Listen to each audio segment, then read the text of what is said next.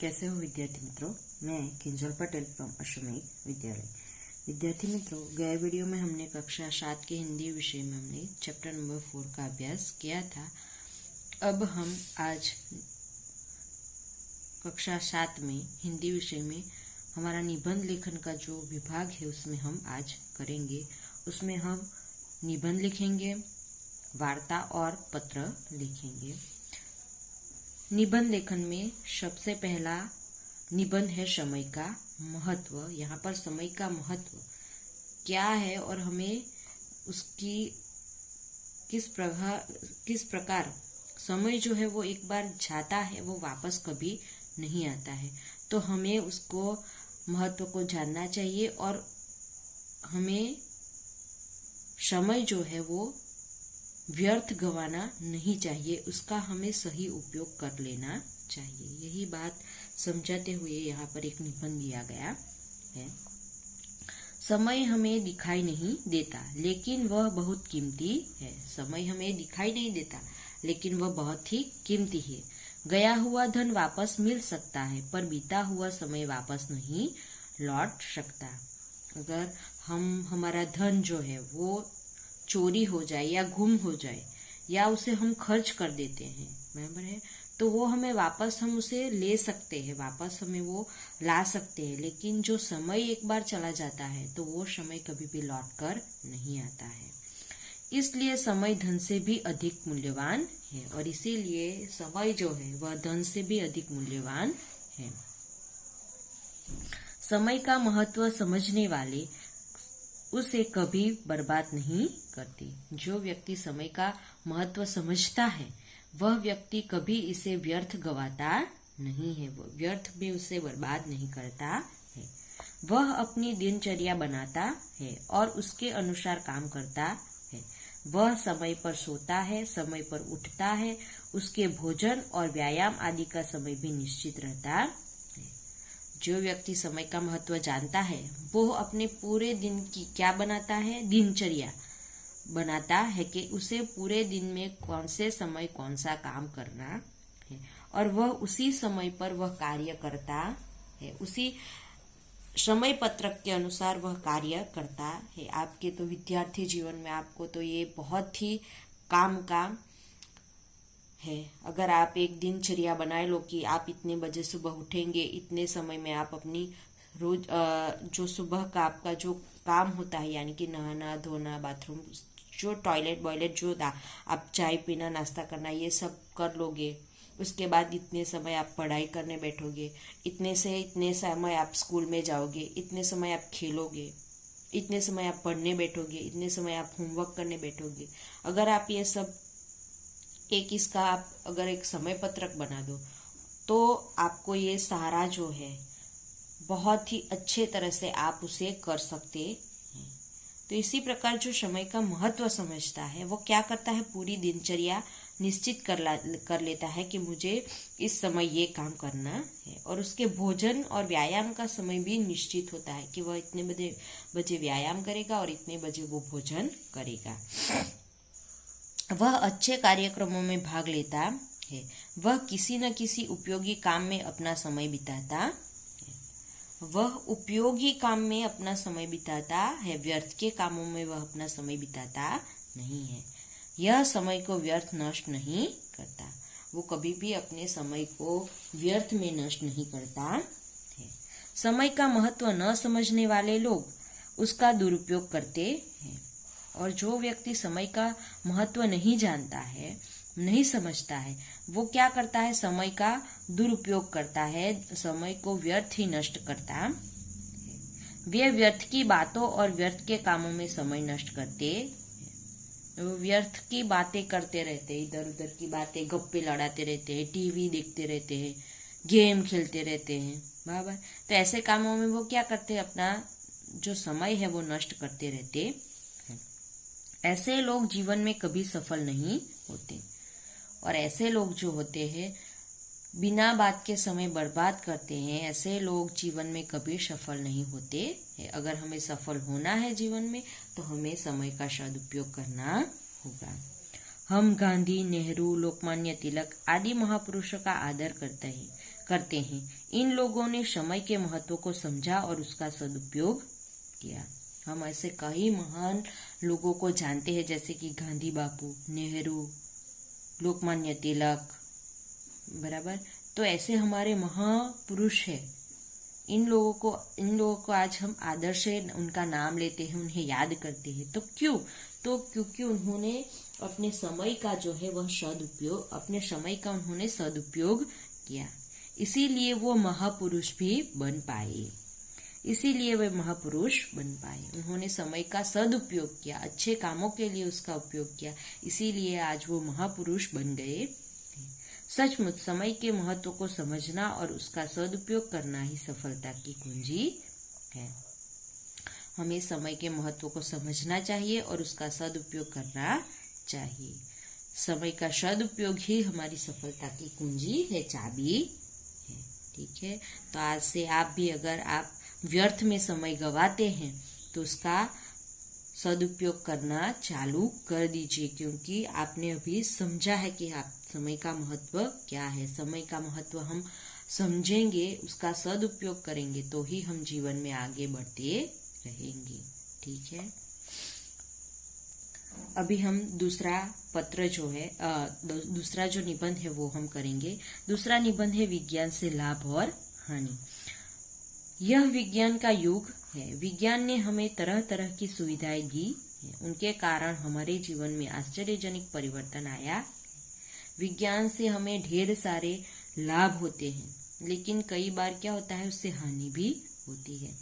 विज्ञान, आज का जो युग है वो विज्ञान का युग है। विज्ञान ने कई सारी खोजें की है और उससे हमारे जीवन में क्या होती है, सुविधाएं उपलब्ध हुई है और उसके कारण हमारे जीवन में आश्चर्यजनक, विस्मयजनक परिवर्तन भी आए हैं।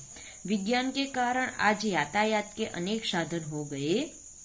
विज्ञान के कारण यातायात के, यानी कि एक जगह से दूसरी जगह जाने के लिए जो साधन है वो अनेक सारे आ गए हैं। सड़कों पर साइकिल, मोटरें, स्कूटर और बसें दौड़ रही है। हम आज ढेर सारी मोटर, कार, साइकिल, स्कूटर, बस आदि सब देखते हैं, तो वो किसकी देन है? विज्ञान की देन है। रेलगाड़ी से हजारों यात्री एक साथ यात्रा कर रहे हैं। हवाई जहाज आकाश मार्ग से पलक झपकते ही बहुत दूर पहुंचा देता है। रेलगाड़ी में एक साथ हजारों यात्री सफर कर सकते हैं। फिर हम हवाई जहाज के जरिए आसमान की सैर कर सकते हैं और एक जगह से दूसरी जगह हम पलक झपकते मिनटों में पहुंच जाते हैं। बिजली के आविष्कार ने दुनिया में क्रांति कर दी है। ट्यूबलाइट, फ्रिज, पंखा, धुलाई मशीन, आटा पीसने की चक्की आदि उपकरणों ने कठिन कामों को आसान बना दिया है। रेडियो, सिनेमा, दूरदर्शन, कंप्यूटर आदि साधनों ने ज्ञान और मनोरंजन के नए द्वार खोल दिए हैं। आज दवा की दुकान में हर बीमारी की दवा मिल जाती है। हमारे घर में जो भी हम साधन यूज करते हैं वो किसकी देन है? विज्ञान की देन है। जैसे कि ट्यूबलाइट, फ्रिज, पंखा, धुलाई की मशीन, आटा पीसने की चक्की, तो आदि जो उपकरण है वो किसकी देन है? विज्ञान की देन है। रेडियो, सिनेमा, दूरदर्शन, कंप्यूटर आदि साधनों ने ज्ञान और मनोरंजन के नए द्वार खोल दिए हैं। आज दवाई की दुकान में हर बीमारी की दवा मिल जाती है। विज्ञान ने तरह तरह के खतरनाक हथियार बनाए हैं। एक बम फेंककर एक साथ लाखों लोगों की जान ली जा सकती है। विज्ञान ने इन सारी चीजों का, तो हमने ऊपर देखा, उन सारी चीजों का तो उपयोग किया ही है, बराबर, इन सारी खोज की ही है। ये सारी जो चीज है वो हमें हमारे जीवन के लिए उपयोगी है, लेकिन विज्ञान ने इसके साथ साथ खतरनाक हथियार और बम भी बनाए हैं। ये जो हथियार और बम है वो भी हमारे जो देश है उसके लिए उपयोगी है, लेकिन उसकी जो उससे हानि क्या होती है, तो उससे अगर हम कहीं पर भी बम डालते हैं, खतरनाक बम फेंका जाता है, तो वहां पर एक साथ ही कई लाखों लोगों की जान चली जाती है और उसमें क्या होता है, निर्दोष लोग भी मारे जाते हैं। तो ये जो है थोड़ा हानिकारक हमारे लिए है। इस प्रकार आज विज्ञान का बोलबाला है।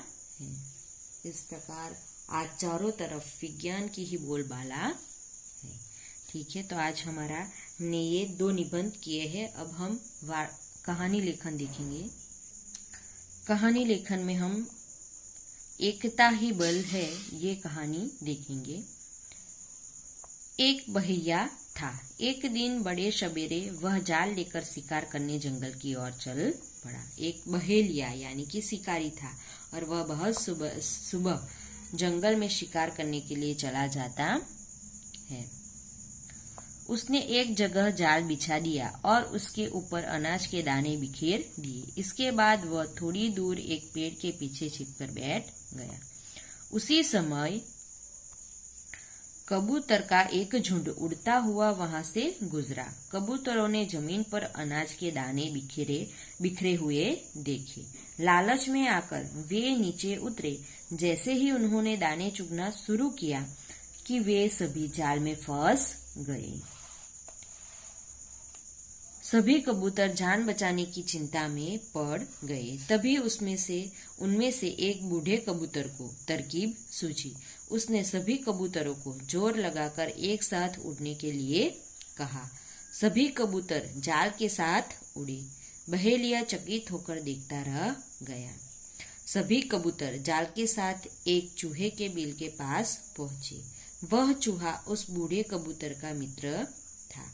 चूहे ने अपने पैने दांतों से जाल काट दिया। इस प्रकार उन कबूतरों की जान बच गई। इस कहानी से हमें सीख क्या मिलती है? तो एकता में बड़ी शक्ति है। संकट में बुद्धि और एकता से काम लेना चाहिए। यहाँ पर हमने देखा कि कबूतर क्या हो जाते हैं, जाल में फंस जाते हैं, लेकिन उन कबूतरों में एक बूढ़ा कबूतर है। वह अपनी धैर्य से, बाकी के जो कबूतर है वह बहुत घबरा जाते हैं और जाल से निकलने के लिए छटपटाते हैं, लेकिन उसमें जो बूढ़ा कबूतर है वह बहुत ही चालाक था। उसने एक तरकीब निकाली, शांति से सोचा और एक तरकीब निकाली और उसने कहा सभी कबूतरों से कि हम एक साथ जोर लगाकर उड़ेंगे तो हम जाल लेकर ही उड़ जाएंगे। और इस प्रकार उस बूढ़े कबूतर की सभी कबूतर बात मान लेते हैं और एक साथ जोर लगाकर उड़ते हैं तो वह जाल के साथ ही उड़ जाते हैं। तो इस प्रकार उन लोगों की जो है जान जो है वो बच जाती है। और इस कहानी से हमें यह सीख मिलती है कि एकता में बड़ी शक्ति है। अगर हम एकजुट होकर कोई भी काम करें तो हम किसी भी मुश्किल का सामना कर सकते हैं। अब हम यहाँ पर पत्र लेखन देखेंगे। उसमें हम पत्र लिखेंगे। जन्मदिन पर मित्र को बधाई पत्र लिखिए। जन्मदिन पर उसको, अपने मित्र को बधाई देते हुए हमें पत्र लिखना है। इस तरफ एड्रेस आएगा, बराबर है, पता आएगा 20 आनंद भवन, भवानी शंकर रोड, दादर, मुंबई 400228। दिनांक है 21/2/2017। पत्र किसको लिखा गया है? तो मित्र सुनील को। मित्र का नाम क्या है? सुनील। नमस्ते, यहाँ पर संबोधन है। जन्मदिन की दावत में शामिल होने का तुम्हारा पत्र मिला, मुझे बहुत प्रसन्नता हुई। मेरी ओर से इस खुशी के अवसर पर हार्दिक बधाई स्वीकार करो।